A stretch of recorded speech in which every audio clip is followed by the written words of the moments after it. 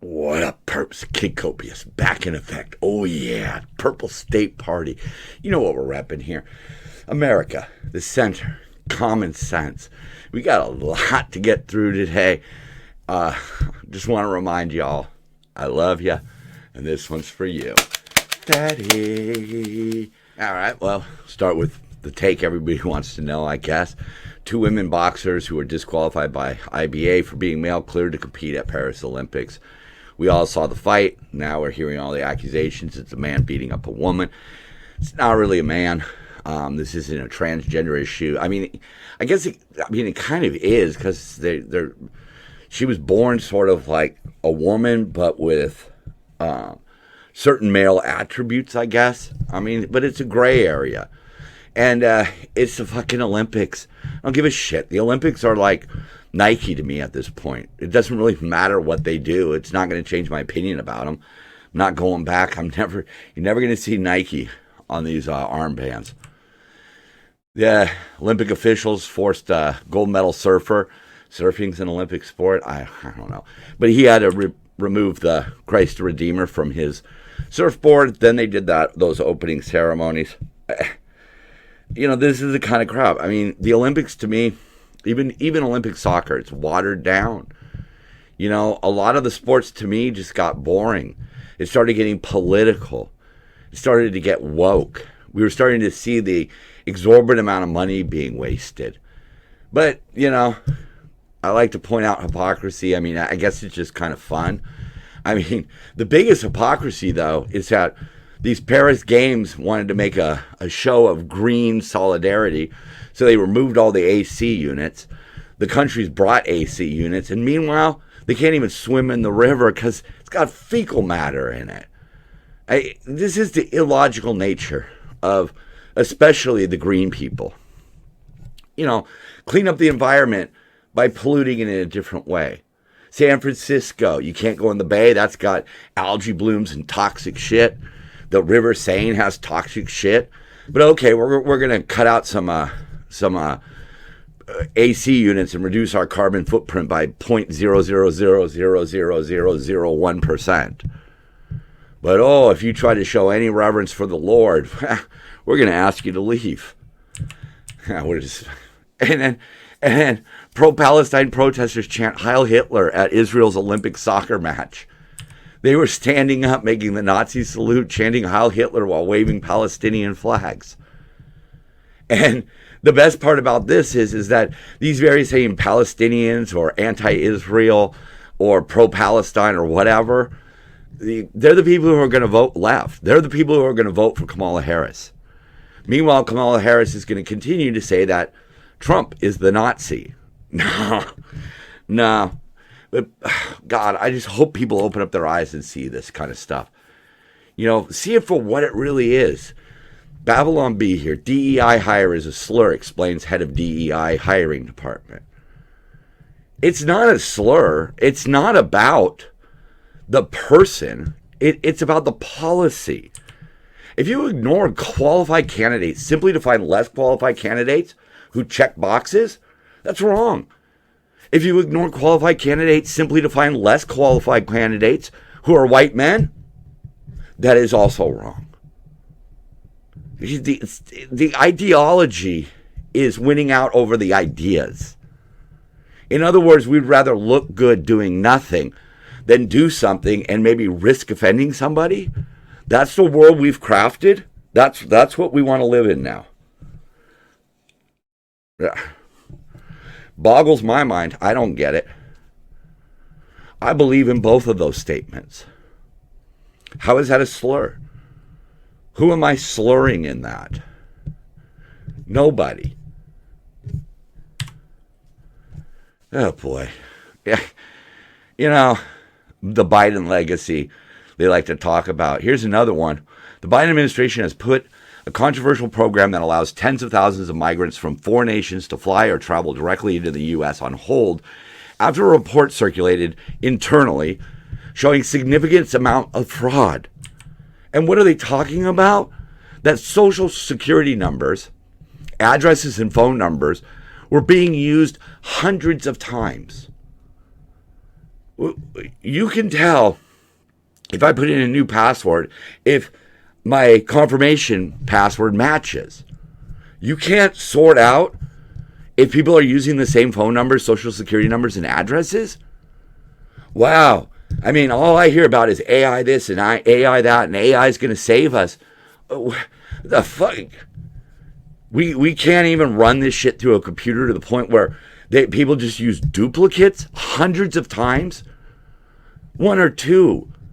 I'd get that. I'd understand maybe mistakes were made, something was overlooked. Maybe it was the way something was spelled. But hundreds? Hundreds. Wow. And that's just, in some cases, some numbers being used hundreds of times. It's not that this has happened hundreds of times. It's probably happened thousands, if not tens of thousands of times. They're talking about one address being used 100 times.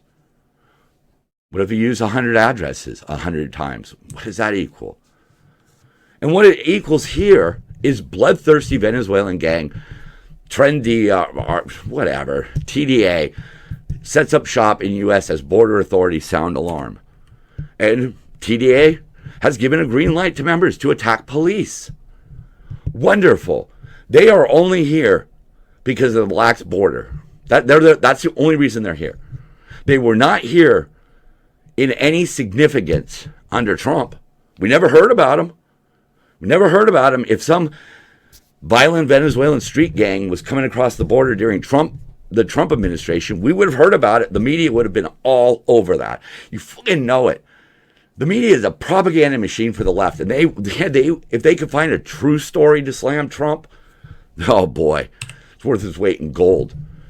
This comes from the Colorado Information Analysis Center, where government officials were warned that the TDA, whatever the hell they're called, have been encouraged to attack police officers in Denver. This gang has put out an open call to attack police officers. Yeah, that's great. Thanks, Biden. They have no rules. There's no, back in the day of the mafia, they tended to leave kids out of it. They tended to leave civilians and women and wives out of it. They had some honor. Honor amongst thieves is what they used to say. These people have no honor. And they're here because we opened up the border.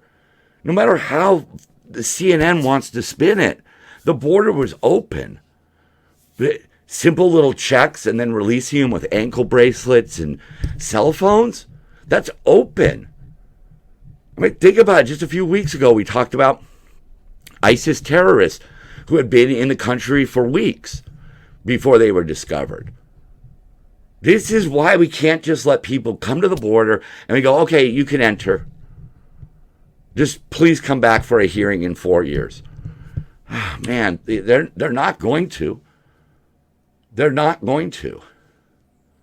The gang has taken advantage of the ongoing border crisis. They have taken over apartment buildings. So who's being displaced by these drug cartels? Poor people, low-income people?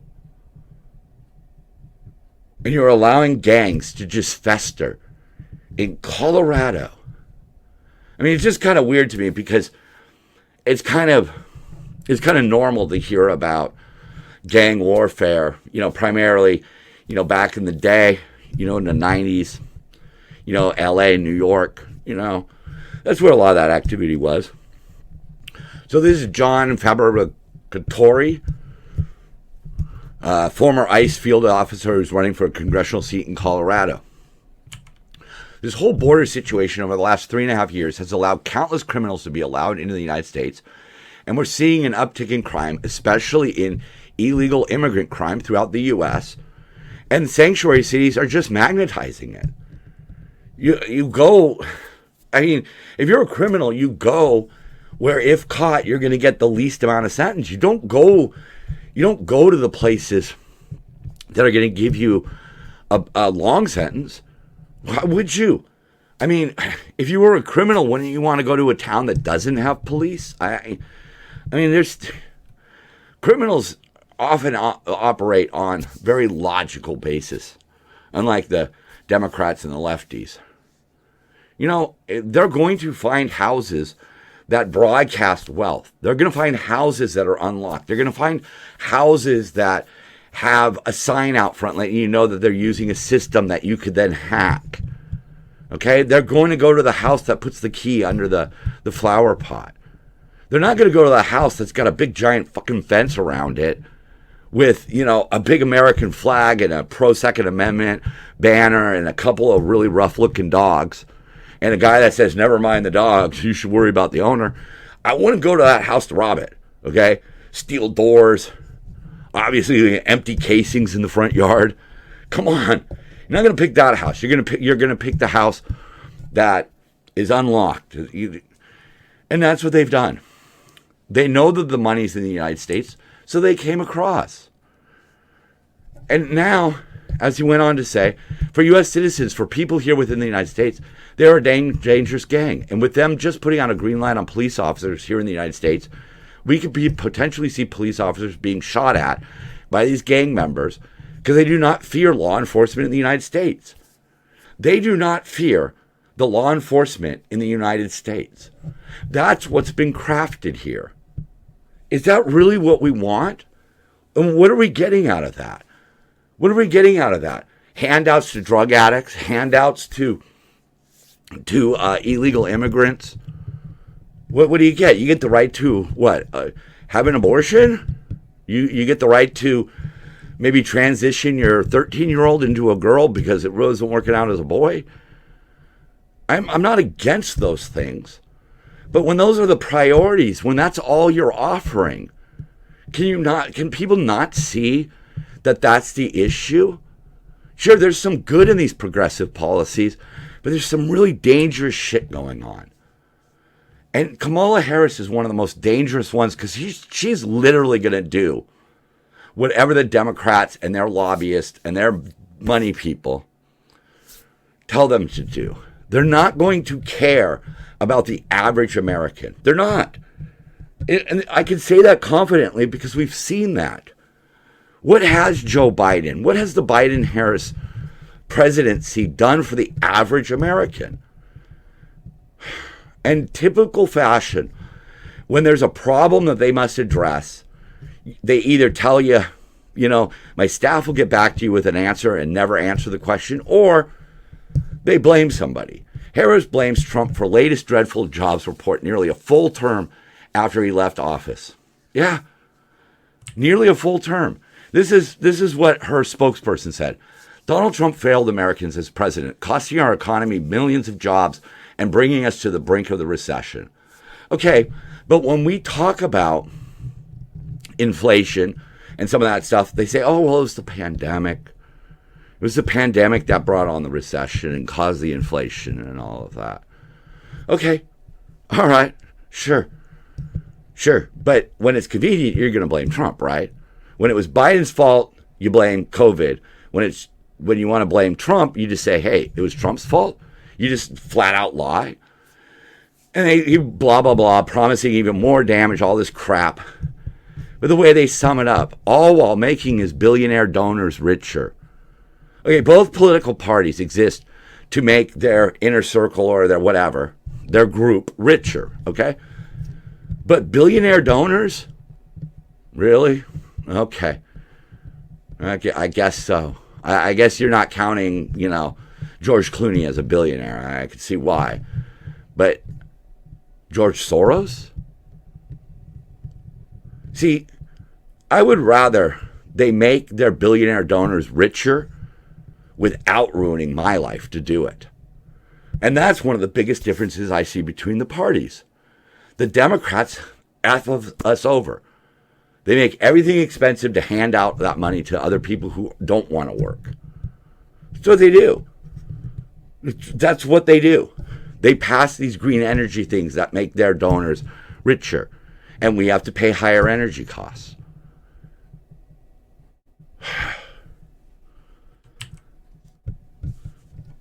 Back to the main point. Harris blames Trump for economy.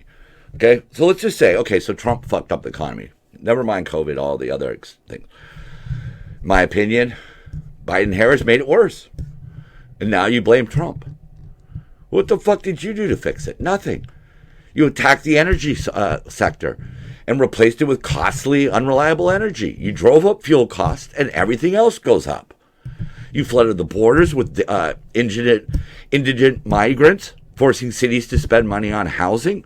You've allowed criminals in, which is destroying lives in cities as we speak. You've diverted funds from programs that were working to give the money to programs that didn't work. You kneecapped vital infrastructure with useless regulations and requirements, right? High-speed internet in rural areas, boom, kneecapped, right? Car chargers, kneecapped. So tell me, Kamala, what did you do? For 4 years, you say Trump's economy has been fucked up. What have you done to fix it? Nothing. What have you done to fix any of these problems? Nothing. Everything is just style over substance with these people. And they just buy into it. They say the right things. We stand with the people of Gaza.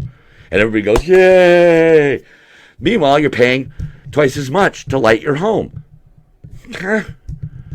If all you did was worsen what you say Trump left you, shouldn't there be some responsibility for the past? No? I mean, people are going to vote for this. That's the scary part.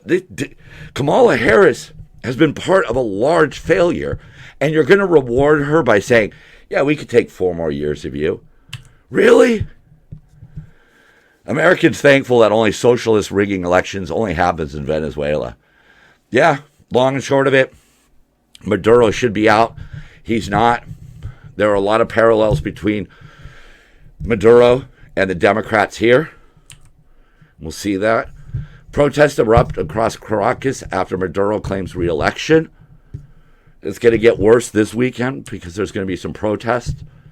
But anyhow, Ms. Machado here, who was the opposition candidate, won 93% of the votes. Maduro's government said that she can't run for office for 15 years. So she's out. So they bring in this guy, Edmundo, a mild-mannered retired ambassador, okay? He's now the candidate. The opposition claims that its candidate easily swept the presidential election. The opposition seeks to return Venezuela to the democracy and prosperity enjoyed in the 80s and 90s, before it became socialist. Very important. Before they switched over to this socialist way of thinking, where basically the poor got poorer and the rich got richer.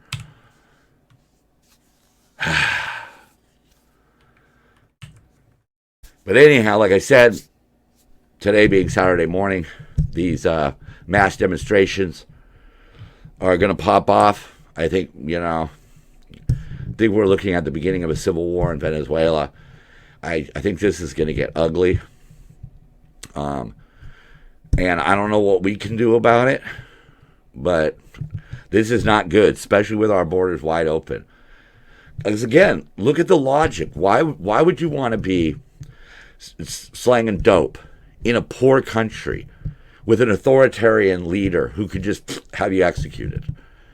Why don't you just make your way up into the United States, pick a city, and you're going to have far more opportunities. And if you get caught, they're not going to do anything to you. Why wouldn't you just come up here? They're already saying if Maduro secures a third term, which it's basically sounding like he is declaring that he has, 41% of the country's estimated 28 million people will consider leaving. Huh. Okay. I can see that. I can't shed a lot of tears because this is what you got. You voted for this shit. You let this guy in power. And that's, it's similar to what the Democrats have done, where they lied about Trump's involvement in Russia. They lied about the Hunter Biden laptop right before the election. As soon as Trump became the candidate, they started dragging him into court on trumped-up charges that were, at the very least, exaggerated. Some of them, the statutes of limitations had run out. Some of them are very tenuous, and some of them involve things that lots of people in government are guilty of. and are never prosecuted for. But down there in Argentina, the civil unrest is going to cost them because their main export is oil. And U.S. oil companies don't really want to be around for a revolution. And that's where they get 95% of their money. And then out of that 95% of their money, Maduro has been taking 95% of that for him and his cronies, which is similar to what we see in D.C. The insider trading, the you give me money for my reelection, I'll give you money in, grants, or, I'll create something for you. You give me a bunch of money, I'll give you money, you put up some solar panels, and then run that into the ground. And who's backing up Maduro here? Cuba. You can't make this shit up. Cuban special forces. I hate to see the state of that. Reportedly being airlifted into Venezuela as country braces for mass demonstrations on Saturday. And, the European Parliament basically says, we shouldn't let that happen, and it's happening.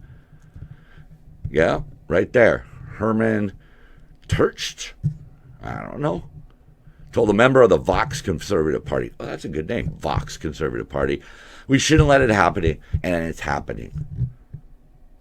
This is the mantra of this worldwide leftist movement right now. They're letting everything happen. They're not taking a stand. Where are any statements on what's going on down there? What has our president said about it? I haven't seen anything. And Maduro is wanted on charges of narco-terrorism. He is a drug kingpin who Trump went after.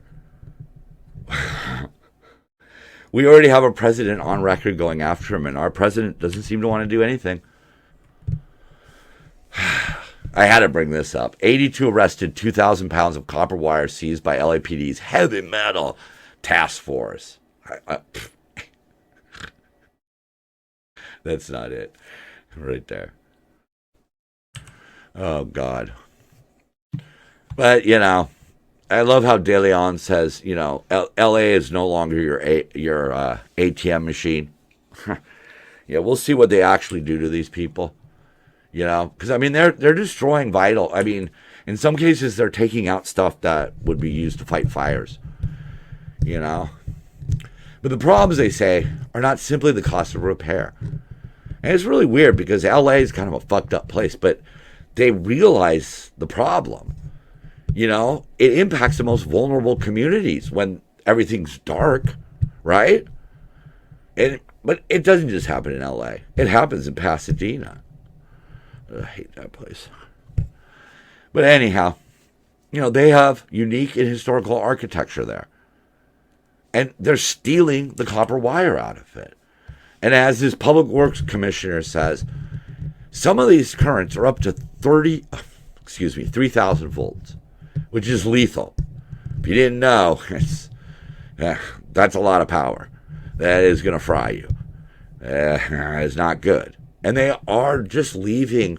They break open where the wires are. They take the wires they can get to and leave bare wires behind that are still energized. This is a huge problem, and this all stems from not enforcing laws, allowing these people to live off grid. And I'm sorry, the influx of so many people from other countries that need to make a living, and the way to make a living is to steal the copper. That's what it is. I don't like it. I don't like having to report on this kind of crap. I don't like having to say these things. But these are drug addicts. These are people who are up all night on meth, just trying to figure out ways to get a few bucks. That's what it is, and it needs to change. This is just a quick PSA, I guess. If your doctor prescribes meds before asking about diet and lifestyle, you have a dealer, not a healer. I'm a proponent. Diet, lifestyle, eating healthy, eating the right things, figuring out what you should be putting into your body. I'm not the best at it. I smoke, so I'm pretty fucking stupid, right? But This also goes to mental health. Sometimes you have to have the meds, but you don't need to stay on them your entire life. I've gotten off of them, and I'll tell you, it's kind of scary to think about if I had to go back on them, how would I maintain working and all of that. I see my daughter struggle with it. I see the insurance agencies. I see the health professionals not really doing anything to help. They'll prescribe you whatever you want, but they're not going to help. And that's where I think we are with our political parties. They're going to say the right things, but they're not going to do the right things. The Democrats say a lot of good things. But just that fire alone right there, inflation, crime, and open borders, those are things that are on the Democrats' plate of responsibility. Those are not Republican. Those are not centralist views. Okay? We can argue how inflation got created, but threatening the energy sector is certainly the worst thing you could possibly do. Flooding the market with dollars that you just printed up certainly isn't going to help. But then after their little coup, they have the answer. They have the candidate who's going to check all the boxes. This is a very scary prospect, because 4 more years of these kind of policies and governors getting away with the shit that they're getting away with, and sanctuary states and all of that shit, the open border, crime. We can't even trust the Secret Service and the FBI anymore. And the problem I see is that we're voting for ideology over ideas. People are voting for single issues while ignoring more pressing issues. I understand and support a woman's right to choose, but that's not the most important thing right now. I don't think they should give up that right. That's not what I'm saying. What I'm saying is that along with that comes the Democrat Party. And in California and New York and the United States, we're seeing the failure of this ideology over ideas. And I said they got the candidate that checks all the boxes. Black Americans patiently waiting for liberal white women to tell them who to vote for. It's Babylon B. And you have to ask yourself, if you're part of that community, whose policies are actually helping the black community? I personally would not join a party that paints me as a victim, or whose members scream slurs at black people who are Republicans. I don't want to be a part of that. And I certainly wouldn't join a party that just takes my vote for granted. And they do this because of their check boxes. They put you in a box, and then they satisfy you with a few words and a few fucking breadcrumbs.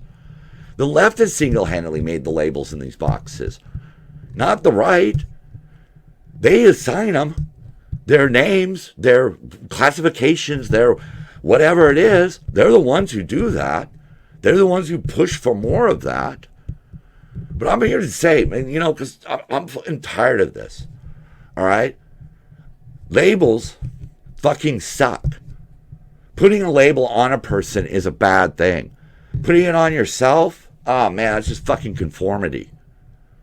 You are not black Americans. You are not Jewish Americans. You are not gay Americans, Italian Americans, heteronormal Americans. You are Americans. We are Americans.